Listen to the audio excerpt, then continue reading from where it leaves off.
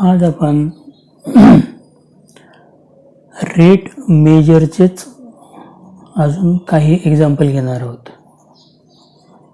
मला असं वाटतं की काल आपण जेवढे एक्झाम्पल घेतले मागच्या लेक्चरला ते थोडेसे कमी झाले.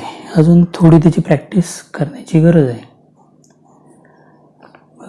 रेट मेजरचे एक्झाम्पल्स. पहिले एक्झाम्पल मी घेतोय. Spherical ball, spherical soap bubble घेऊ आपण. Spherical soap bubble is expanding. Expanding म्हणजे मोठं मोठं होते. सो दॅट इट्स रेडियस, मोठं झाल्यामुळे काय होईल, त्याचे रेडियस इन्क्रीज होईल. Its radius is increasing at the rate of 0.02 centimetre per second. ह्या रेटने त्याची रेडियस इन्क्रीज होते. क्वेश्चन आहे, at what rate is the surface area is increasing.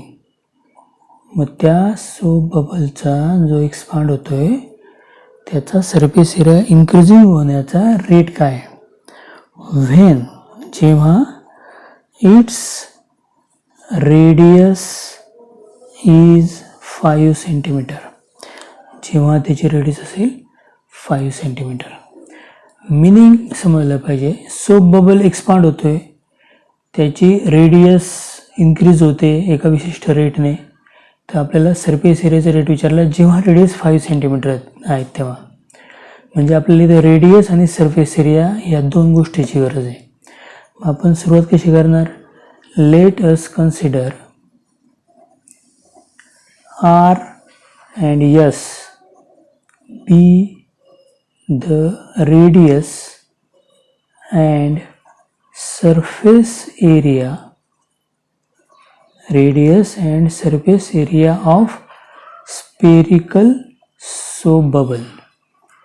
तो जो स्पियर आहे त्या स्पियरची रेडियस आपण घेऊ R आणि सरफेस एरिया घेऊ आपण S.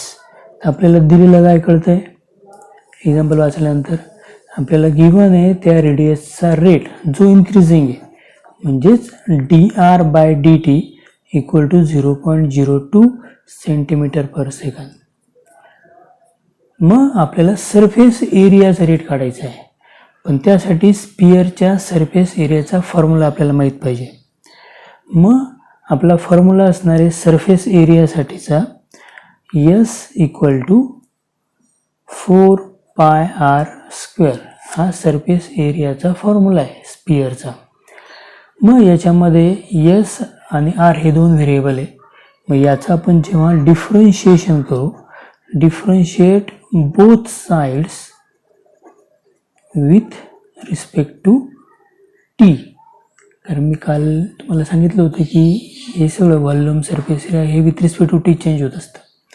त्यामुळे यसचं derivative ds/dt is equal to 4π आणि r²चं डेरिव्हेटिव्ह तर 2r dr/dt. बरोबर. इथे आपल्याकडे ds/dt ची व्हॅल्यू नाही आहे जी आपल्याला विचारलेली आहे. dr/dt ची व्हॅल्यू आपल्याला दिलेली 0.02 आणि r हा चेंज होणार आहे, तो व्हेरिएबल आहे. म्हणून एका विशिष्ट पॉईंटसाठी म्हणजेच at r equal to 5 centimetre, आरची व्हॅल्यू 5 सेंटीमीटर असतानाचा रेट आपल्याला काढायचा आहे. मग ds/dt काय येईल तर 4π इंटू 2 म्हणजेच 8π इंटू r म्हणजे 5 इंटू dr/dt म्हणजे 0.02. बरोबर. याचं जर मल्टिप्लिकेशन केलं 8 इंटू 5 केलं तर 40 होतो. 40 इंटू 2 80 होतो. पण पॉईंटच्या पुढे 2 डेसिमल आहे, त्याच्यामुळे 80 जेव्हा आपण मल्टिप्लाय करू याला त्यावेळेस त्याचा आन्सर येईल 0.8. याला मी थोडंसं होतं वेगळ्या प्रकारे करतो. 2/100 करतो याला इंटू पाय. आणि सरफेस एरिया असल्यामुळे centimetre square per second. 1 0 cut झाला. 4 2 8 होईल. 8/10 0.8 पाय सेंटीमीटर स्क्वेअर पर सेकंद हे आपलं असेल त्याचं ॲन्सर. ॲन्सर नेहमी पेपरला पूर्ण वाक्यात लिहावं लागतं. त्यामुळे त्यांचा क्वेश्चन होता what rate the surface area is increasing. Surface area is increasing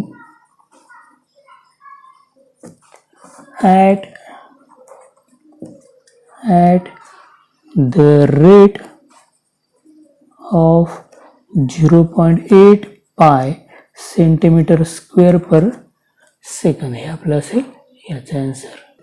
चला आता आपण सेकंड एक्झाम्पल घेऊ. एक्झाम्पल आहे the edge of a cube. Edge म्हणजे side of a cube is decreasing. ते काय होते डिक्रीज होते at the rate of 0.6 centimetre per second. क्यूबची एज साईड कमी कमी होते ह्या रेटने 0.6 सेंटीमीटर पर सेकंद. क्वेश्चन आहे find the rate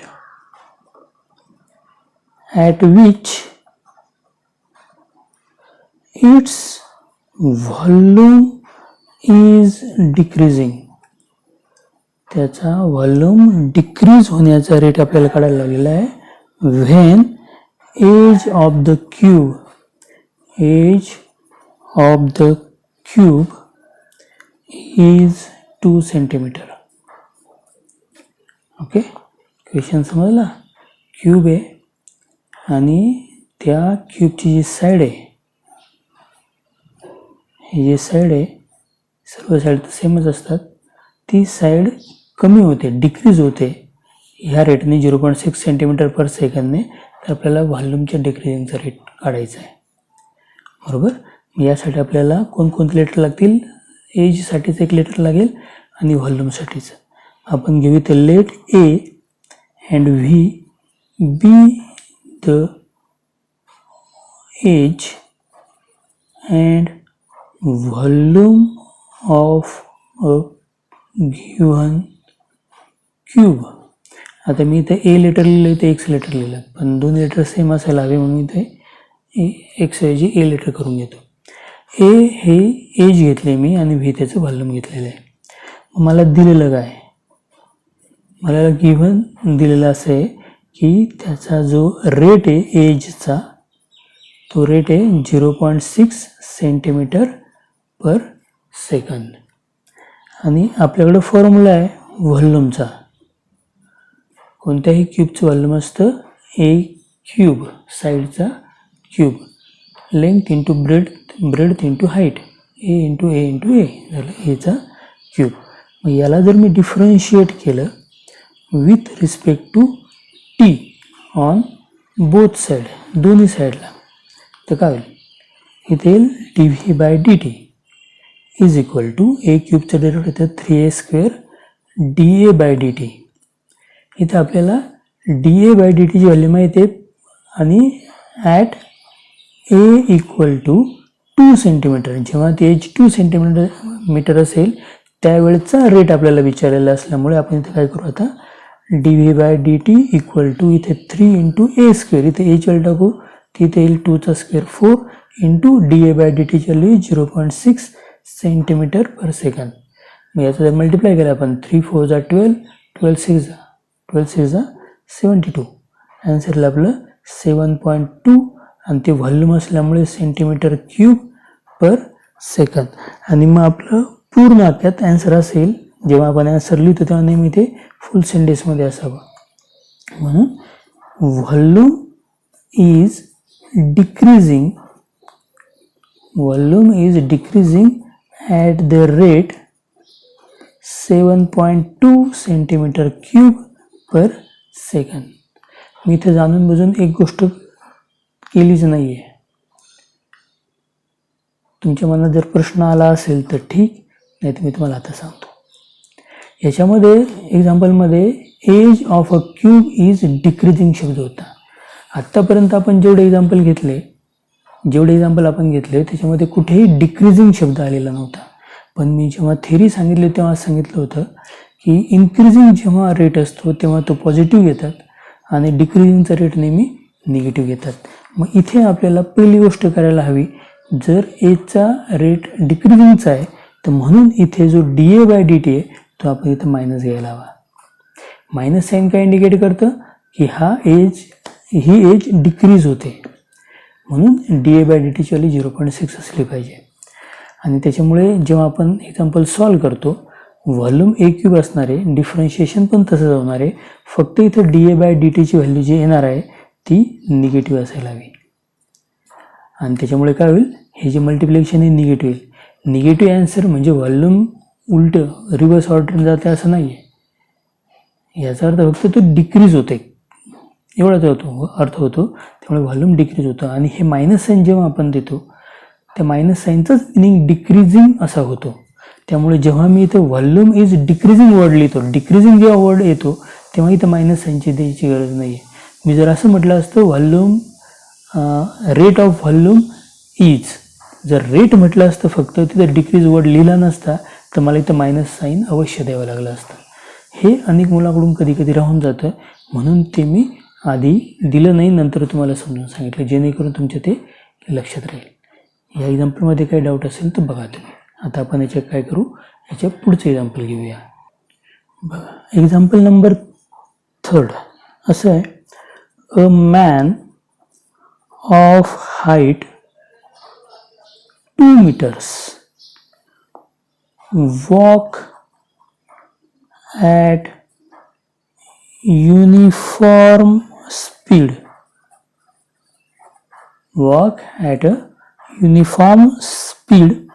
of 6 km/h away from a lamp post पासून तो दूर जातोय, ऑफ 6 meters हाईट. त्या लॅम्पपोस्टची हाईट किती आहे, 6 मीटर आहे. फाइंड, तर आपल्याला काढायचं काय, फाइंड द रेट काढायचा आहे at which the length of the shadow is moving. जर ॲक्च्युली कालचं लेक्चर तुम्ही केअरफुली ऐकलं असेल तर सेम क्वेश्चन कालही मी दिलेला होता आणि हा क्वेश्चनही त्याच टाईपचा आहे, फक्त इथं नंबर्स फक्त चेंज झालेले आहेत. काय दिले बघा, a man walks at a uniform speed 6 km/h away from a lamppost. ही लॅम्पपोस्ट आहे ज्याला मी PQ म्हणतोय. हा AB आहे, हा माणूस आहे. आणि काय होतंय, हा माणूस त्या लॅम्पपोस्टपासून दूर चाललेला आहे.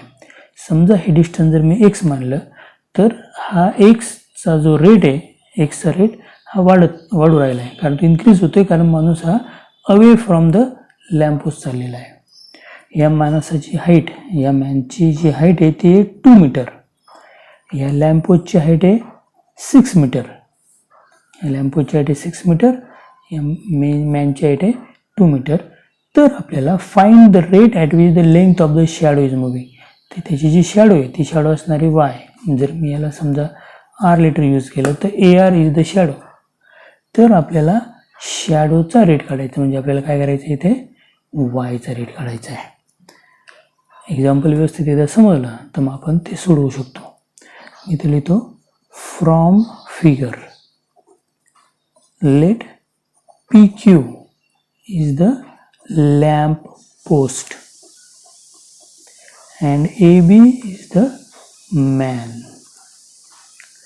Therefore, given काय मग, given आहे length PQ equal to 6 meter, length AB equal to 2 meter. Let length AP equal to x and length AR equal to y. बरोबर, इथपर्यंत काय डाऊट आहे का बघा. मग आता दिलेलं काय, जे आपल्याला विचारलेलं काय, sorry, find the rate at which the length of the shadow is moving. वायचा रेट आपल्याला काढायचा आहे आणि गिव्हनमध्ये आपल्याला काय, तर आपल्याला एक्सचा रेट दिलेला आहे. त्याचा जो युनिफॉर्म स्पीड आहे तो म्हणजेच त्याचा चालण्याचा रेट, तो काय दिला आहे, dx/dt, कारण एक्स हे त्यातलं डिस्टन्स आहे लॅम्पपोस्टपासूनचं आणि त्याचा रेट दिलेला आहे 6 किलोमीटर पर आवर. म्हणजे dx/dt तुम्हाला दिलेलं आहे आणि dy/dt विचारलेलं आहे. आता y आणि x मधलं रिलेशन जोपर्यंत मिळत नाही तोपर्यंत आपण हा वायचा रेट काढू नाही शकत. मग x आणि y मधलं रिलेशन कसं मिळवणार. जर तुम्ही मागचा व्हिडिओ बघितला असेल तर तुमच्या लक्षात येईल लगेच. मी असं लिहितो की फ्रॉम फिगरमध्ये ट्रायंगल, जर मी QPR घेतला, ट्रायंगल QPR आणि ट्रायंगल घेतला मी BAR, तर हे दोन ट्रायंगल एकमेकांना सिमिलर आहे कारण त्यांचा एक अँगल 90चा आहे आणि हा एक कॉमन अँगल आहे. म्हणजेच AA टेस्टनुसार हे दोन ट्रायंगल सिमिलर होणार आहेत. म्हणजे यांच्या करस्पॉन्डिंग साईड्स ज्या आहेत यांचे रेशिओ सारखे येणार आहे. Corresponding sides are in proportion. म्हणजेच QP/BA is equal to PR/AR. सिमिलॅरिटीमध्ये सिक्वेन्स फार महत्त्वाचा असतो. QP जर मी लिहिलं त्याच्या डिनॉमिनेटरमध्ये BAच पाहिजे आणि PRच्या अपॉन पाहिजे AR. मी जर आपण व्हॅल्यू पुटअप केली तर QPची व्हॅल्यू आहे 6 मीटर, BAची व्हॅल्यू आहे 2 मीटर, PRची व्हॅल्यू आहे x+y अपॉन ARची व्हॅल्यू आहे y. जर आपण इथे सॉल्व केलं आहे 2 3 6 होतो आणि क्रॉस मल्टिप्लिकेशन केलं इथे 3y इक्वल टू x+y म्हणजेच 2y इक्वल टू x. जर आपण याचं डिफरन्शिएशन केले तर 2dy/dt equal to dx/dt. Differentiation केलं आपण विथ रिस्पेक्ट टू t. तर इथे आपल्याला dx/dt ची व्हॅल्यू माहीत आहे म्हणजेच dy/dt ची व्हॅल्यू येईल dx/dt अपॉन 2. पण dx/dt ची व्हॅल्यू आपल्याला दिलेली आहे 6 किलोमीटर पर आवर. तर 6/2 म्हणजेच dy/dt ची व्हॅल्यू येणार आहे 3 किलोमीटर पर आवर. हे आपलं असणार आहे आन्सर. म्हणजे आपला आन्सर फुल सेंटेन्समध्ये कसं येणार, the rate of shadow is moving is 3 kilometre per hour. या स्पीडने, ह्या रेटने ती शॅडो पुढे पुढे जाणार आहे, इन्क्रीज होणार आहे. यात काय डाऊट असेल तर बघा. चौथं एक्झाम्पल आहे, a man of height 1.5 meters walks towards, आता अवे नाही आहे, आता काय टुवर्ड्स अ लॅम्प पोस्ट. तो काय करतोय, आता लॅम्प पोस्टकडे येतोय. लॅम्प पोस्ट ऑफ हाईट आणि त्या लॅम्प पोस्टची हाईट आहे 4.5 meters आणि त्याचा रेट आहे at the rate of 3/4 metre per second. ह्या रेटने तो येतोय 3/4 मीटर पर सेकंड. तर क्वेश्चन आहे, find the rate at which number 1 his shadow is lengthening.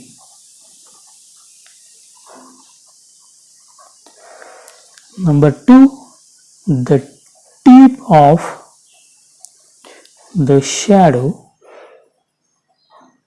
is moving.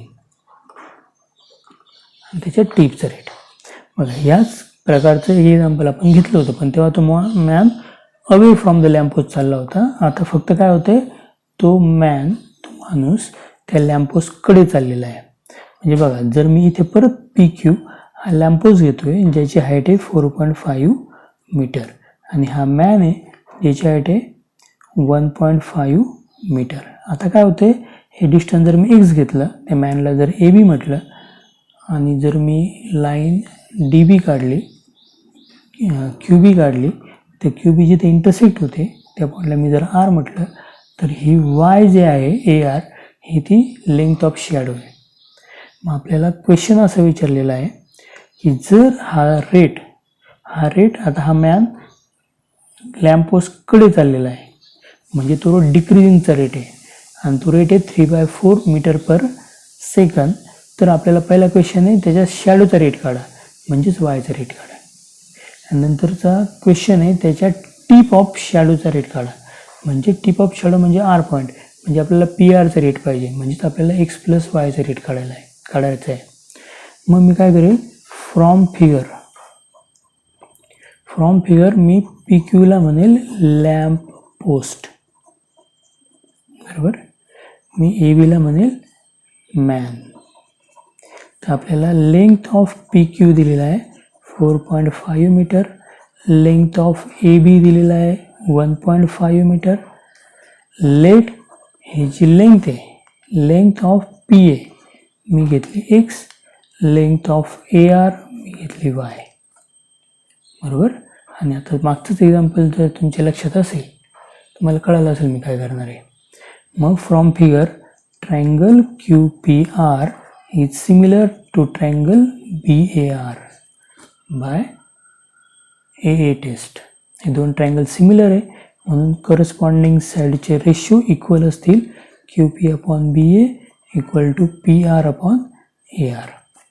जर इथे आपण व्हॅल्यू पुटअप केल्या तर क्यू पीची व्हॅल्यू 4.5 मीटर अपॉन बी एची value 1.5 metre equal to P आरची value x plus Y upon A आरची व्हॅल्यू वाय, बरोबर. याला जर आपण सॉल्व केलं 45 upon 15 equal to X plus Y upon Y, तर काय होईल. तर इथे 15 3 45 होतो. मग जर आपण इथे क्रॉस मल्टिप्लिकेशन केलं तर 3y equal to X plus Y येणार, म्हणजेच 2y इक्वल टू एक्स. जर आपण डिफरन्शिएशन केलं इथे विथ रिस्पेक्ट टू टी, तर आपल्याला येईल 2 dy by D T equal to D x by D T हे रिलेशन. समजते. मग इथे जर आपण आता डी एक्स बाय डी टीची व्हॅल्यू टाकली तर आपल्याला डी वाय बाय डी टीची व्हॅल्यू मिळू शकेल. मग मी क्वेश्चन नंबर 1 घेतो. मी इथे रिलेशन लिहितो 2 dy by D T equal to D x by D T, आणि इथे मी त्या डी एक्स बाय डी टीची व्हॅल्यू पुटअप करतो. पण इथे आता तुमच्या लक्षात आलं असेल ही व्हॅल्यू कशी हवी, निगेटिव्ह हवी, म्हणून मला d x by D t negative साईनने दाखवायला हवा. मग D x by D t आपल्याला दिलं होतं 3/4 मीटर पर सेकंद, मी त्याला निगेटिव्ह साईन देतो, त्यामुळे इथे लिहिल मी -3/4 मीटर पर सेकंद. मग जर हा टूला मी ट्रान्सफर केलं तर डी वाय बाय डी टीची व्हॅल्यू येणार -3/8 मीटर पर सेकंद, आणि हे असेल rate of shadow is equal to -3/8 metre per second. हे आपलं आन्सर असेल. दुसरा जो क्वेश्चन होता तो होता टिपचा रेट काढा, टिप ऑफ द शॅडो. तर मी त्यासाठी काय करेल, D by D T of X plus Y घेईल. मी तुम्हाला सांगितलं तर टिप म्हणजे काय, तर लेंथ पी आर. मग एक्स प्लस वायचा रेट काढायचा म्हणून एक्स प्लस वायचं derivative with respect to T. मग ते आन्सर येणार D x by D T plus D Y by D T. मग डी एक्स बाय डी टीचं आन्सर होतं आपलं -3/4 metre per second plus D Y by D टीचं answer आपलं -3/8 metre per second. ह्याचा आन्सर येईल, मग इथं 4 आहे डिनॉमिनेटर, ते 8 आहे, म्हणून याला वरती खाली मी जर 2 ने मल्टिप्लाय केलं तर -6/8 -3/8 -9/8 मीटर पर सेकंद. म्हणजेच तुमचा आन्सर जर तुम्ही फुल सेंटेन्समध्ये लिहिलं तर तुमचा पहिला क्वेश्चन होता rate of shadow is moving, rate of shadow is shortening. आता इथं शॉर्टनिंग शब्द आल्यामुळे शॉर्टनिंग म्हणजे डिक्रीजिंग, तर त्याच्यामुळे इथं मायनस साइन आपण देणार नाही आहोत, याचा आन्सर लिहू आपण 3/8 मीटर पर सेकंड. आणि सेकंड क्वेश्चन होता find the rate of tip of the shadow is moving. Tip of the shadow, तर इथे कुठेही डिक्रीजिंगचा वर्ड आलेला नसल्यामुळे आपण याचा आन्सर लिहिताना -9/8 मीटर पर सेकंड असे लिहू. जर rate of the tip of the shadow हा डिक्रीजिंगचा रेट लिहिला असता, आपण असं rate of decreasing of tip of shadow, तर आपण इथं मायनस साईन दिलं नसतं. यात काय डाऊट आहे का बघा. आपण पुढचं एक्झाम्पल घेऊया. एक्झाम्पल नंबर 5 असं आहे, a ladder 10 metre long. Ladder म्हणजे काय, शिडी. 10 metre long is leaning against a vertical wall. म्हणून टेकून ठेवलेली आहे कुठे, एका भिंतीला. If the bottom of the ladder, if the bottom of the ladder is pulled horizontally,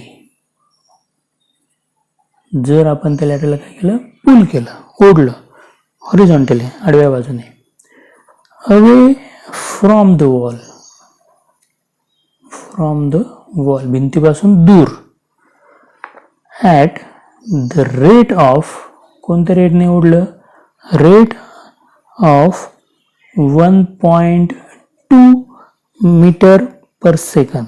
कोणत्या रेटने ओढलं, 1.2 मीटर पर सेकंड. ह्या रेटने जर आपण त्याला ओढलं, मग काय आपल्याला काढायचं आहे, find how fast the top, त्याचा जो वरचा भाग आहे, टॉप ऑफ द लॅडर, तो लॅडरचा वरचा भाग, is sliding down the wall,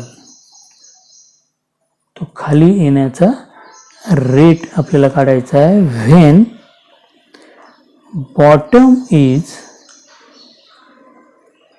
6 metre away from the wall, ज्या वेळेस तो बॉटम 6 मीटर दूर असेल त्या वॉलपासून. मिनिंग समजणं हा सक्सेस मंत्र आहे एक्झाम्पल सोडवण्याचा. मिनिंग समजला पाहिजे. बघा, ही वॉल घेऊ आपण, समजा PQ इज द वॉल, आणि आपण त्याला काय केलंय, आता मी ज्या टोकाला ती लॅडर टच होते तोच पॉईंट Q येतोय, की QR ही लॅडर आहे, बरोबर, ही शिडी. तो आपल्याला दिलेलं काय, लॅडर 10 मीटर लॉंग आहे, म्हणून ही लेंथ आपल्याला दिलेली आहे 10 metre, length PR. Bottom of the ladder, ही लेंथ जर मी x मानली, तर R हा त्याचा बॉटम आहे आणि Q हा त्याचा टॉप आहे. आणि हा काय गेला, आपण पुल्ड, आपण त्या साईडला हा ढकलला आहे, तर काय होईल, नॅचरली हा जो Q आहे त्याचा टॉप हा काय खाली यायला लागेल, बरोबर. आणि अवे फ्रॉम, हा जर ढकलला तर, आणि याचा जो रेट आहे पुलिंगचा रेट म्हणजे एक्सचा रेट दिलेला आहे, आणि एक्स काय होतोय, वाढतोय, म्हणजेच एक्सचा रेट काय होणार आहे, पॉझिटिव्ह असणार आहे. तो रेट किती दिला आहे, 1.2 मीटर पर सेकंड. तर आपल्याला हा रेट, ज्याला मी आता PQला y जर म्हटलं, तर आपल्याला हा yचा रेट काढायचा आहे, तो कमी होणार आहे. आणि ज्या वेळेस ही ॲक्च्युअली 6 मीटर असेल त्यावेळेस आपल्याला रेट काढायचा आहे. ह्याच्यामध्ये कोणतीही वॉल ही नेहमी त्या खालच्या जमिनीशी 90चा अँगल करते, खालच्या सरफेसशी, असं गृहीत धरतात. ओके, त्यामुळे इथं हा राईट अँगल ट्रायंगल असला पाहिजे.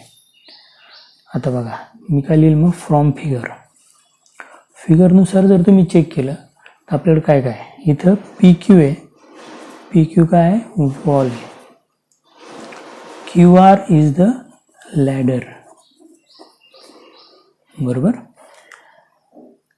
लेंथ PQ, ही जी लेंथ PQ आहे ती y, length P R is equal to, घेतले मी एक्स, हे मीटरमध्ये, बरोबर. गिव्हन काय, गिव्हन आहे की length Q R equal to 10 metre, हे आपल्याला दिलेलं आहे, बरोबर. आता आपल्याला वायचा रेट काढायचा आहे, पण एक्स आणि वायमध्ये रिलेशनच नाही आपल्याकडे. जसं मागच्या एक्झाम्पलमध्ये मी बोललो होतो, जोपर्यंत एक्स आणि वायमध्ये रिलेशन येणार नाही तोपर्यंत तुमचा आन्सर येणार नाही आहे. म्हणून मी पहिलं काम करेल एक्स वायमध्ये रिलेशन मिळवेल, आणि ते रिलेशन मिळवणं फार सोपं काम आहे. नुसतं ट्रँगलकडे बघितलं तरी कळेल, अरे हे ट्रँगल आहे.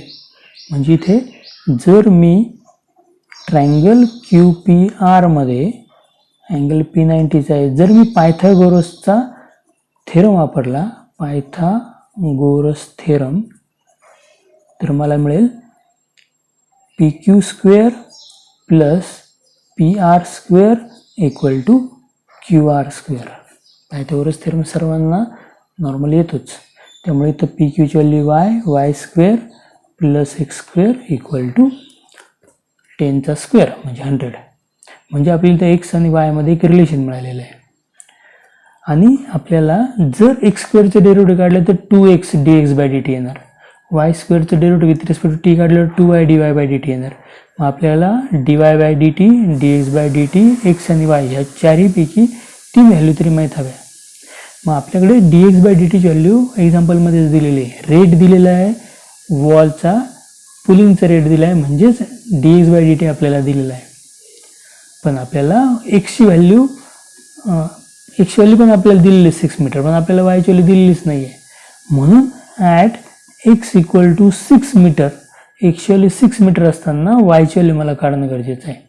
म्हणून मी एक्सची व्हॅल्यू इथं 6 मीटर इथं पुटअप करेल.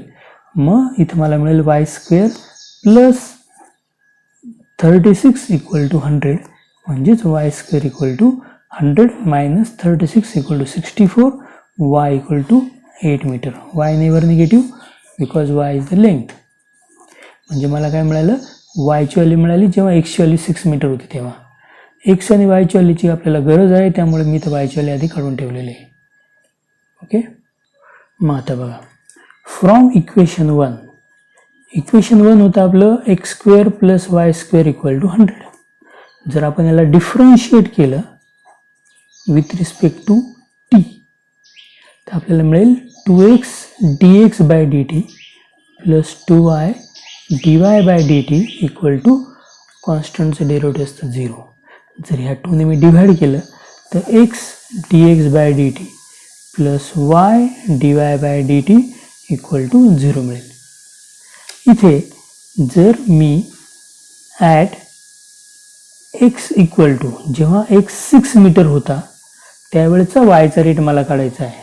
इथं at x equal to 6 metre dx/dt याची व्हॅल्यू आपल्याला दिलेली आहे. dx/dt ची व्हॅल्यू आहे 1.2 मीटर पर सेकंद, आणि एक्स इक्वल टू 6 असताना वायची व्हॅल्यू आहे 8 मीटर.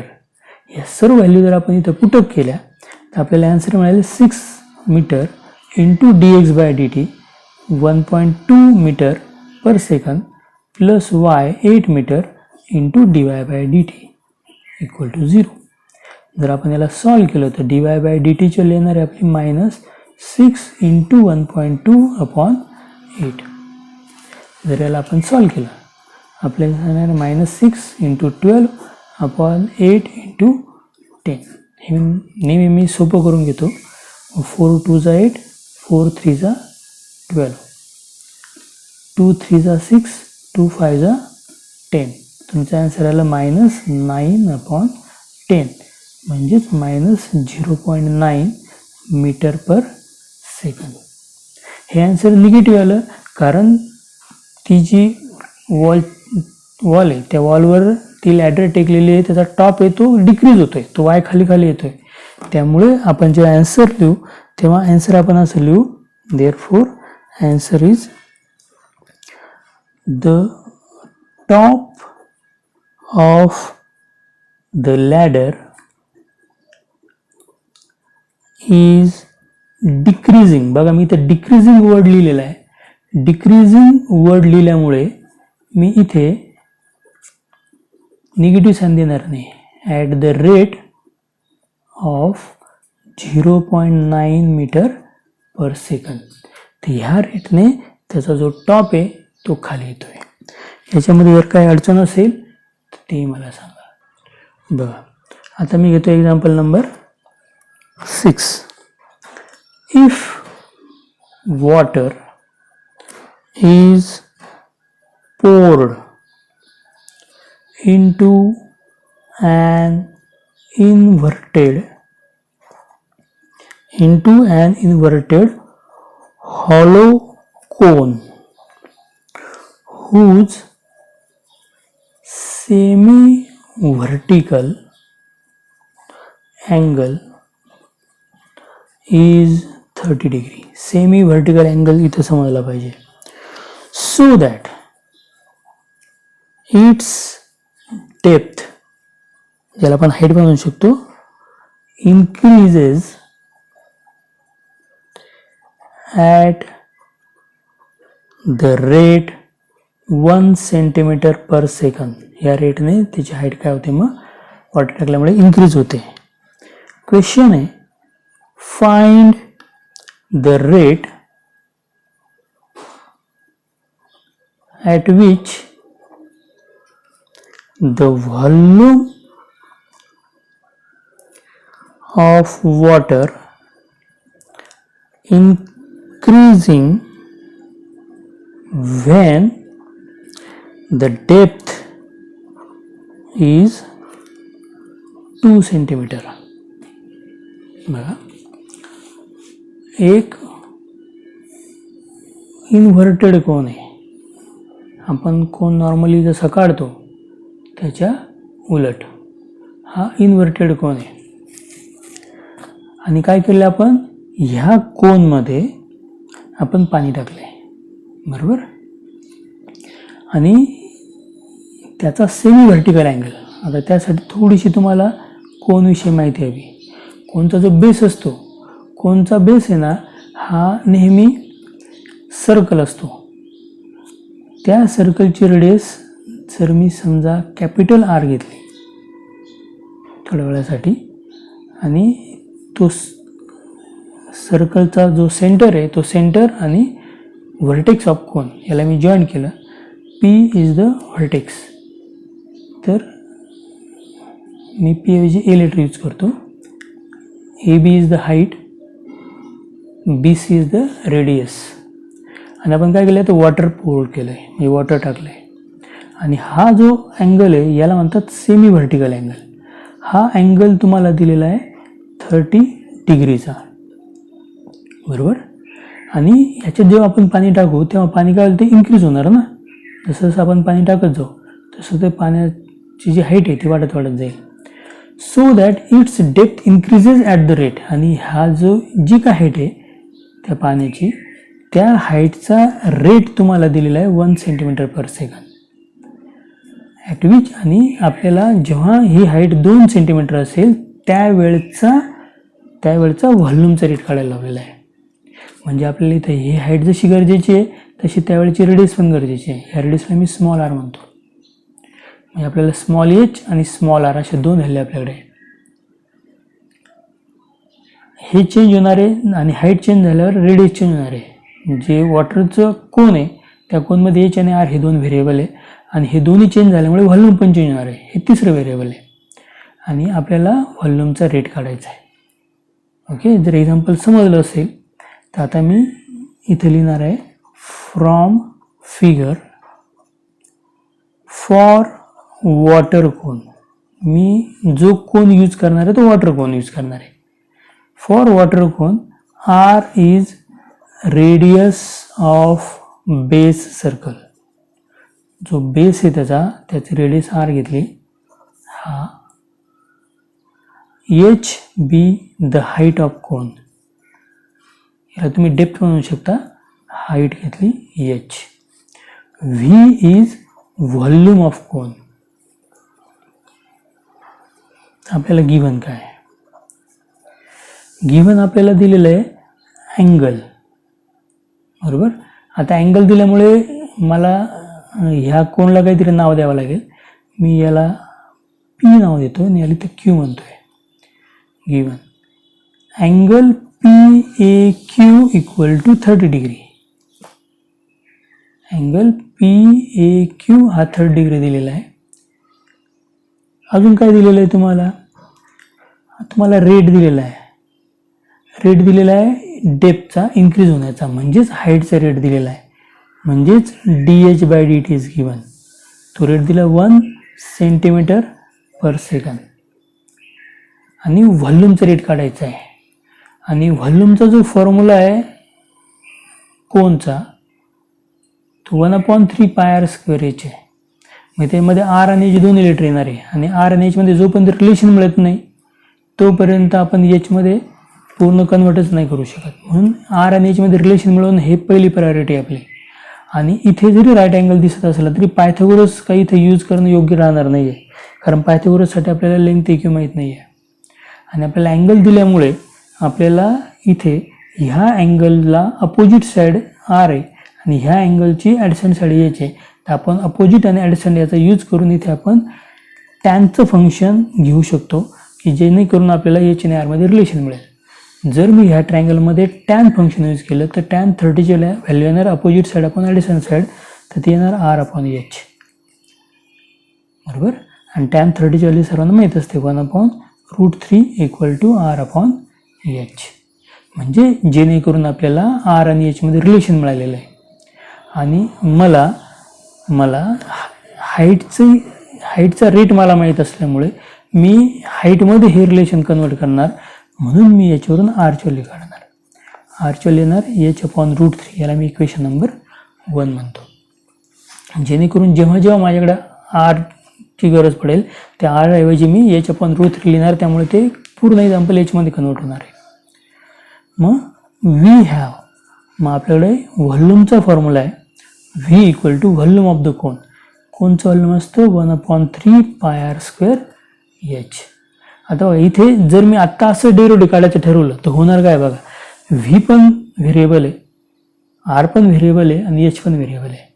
तर मला इथे U/V चा फॉर्म्युला वापरावा लागला असता आणि मग R² चा फॉर्म्युला वापरताना त्यात परत R आला असता.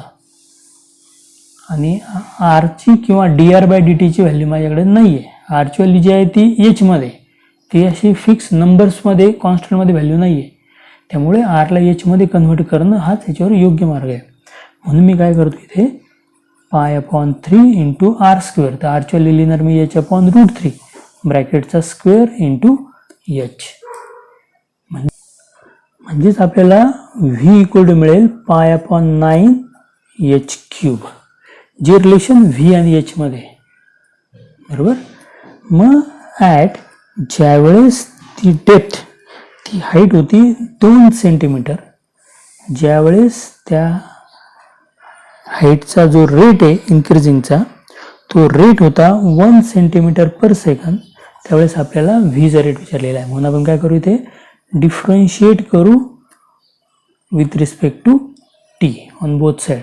आपल्याला मिळेल dV/dt equal to π/9 into h³ derivative येईल 3h² dH/dt. इथं आपण या सर्व व्हॅल्यू जर पुटअप केल्या π/9 into 3 into h², h value 2, 2चा स्क्वेअर होतो 4 इंटू dH/dt व्हॅल्यू 1. तर आपला आन्सर येणार आहे 3, 3 9 जर केलं तर 4/3 पाय.